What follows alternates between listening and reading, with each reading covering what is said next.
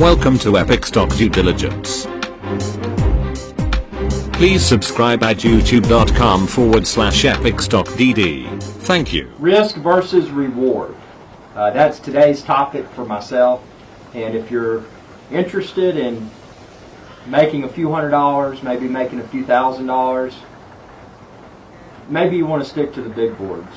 Maybe you want to stick to mutual funds. Maybe you don't want to mess with microcap stocks. But if you want to make hundreds of thousands of dollars, turn it into millions. Not just a million, but multi-million. Microcap stocks might be for you. Keep in mind though, with greater risk comes the possibility of greater reward. But also with that risk comes the possibility of greater loss.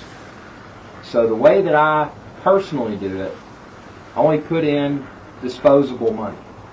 Now that disposable money initially is just money that would otherwise have been spent on stupid things like desserts for dinner and maybe an ice cream or something like that. But that money that's invested speculatively into the microcap stocks, once profits are made, those profits become more money to play with. So when someone started out with, 50, $100, they made some huge gains. Now instead of speculating with that $50 or $100, they may be speculating with $10, $20, $30,000 that was generated throughout the course of their microcap stock trading career. So it enables one to really move stocks, and that's the thing about microcaps that's so intriguing, is that a large amount of volume put into one stock, it's really gonna generate some buzz surrounding that stock. So you imagine a stock that may not have been actively traded for a few days or a few weeks for that matter, and then all of a sudden someone dumps in about 10, 20, 30 grand and it upticks, thousands of percent. That's what attracts attention. So as one becomes more successful as a result of trading microcaps, they in turn granted the opportunity to make the markets move pretty much on their own. And we're talking about bottom of the barrel microcaps here. We're not talking about Joe Bob speculator putting 15 or 20 grand in an Apple stock on the big board, AAPL, and it didn't even notice. No, we're talking about microcap stocks where that volume is just insane. So it's risk versus reward.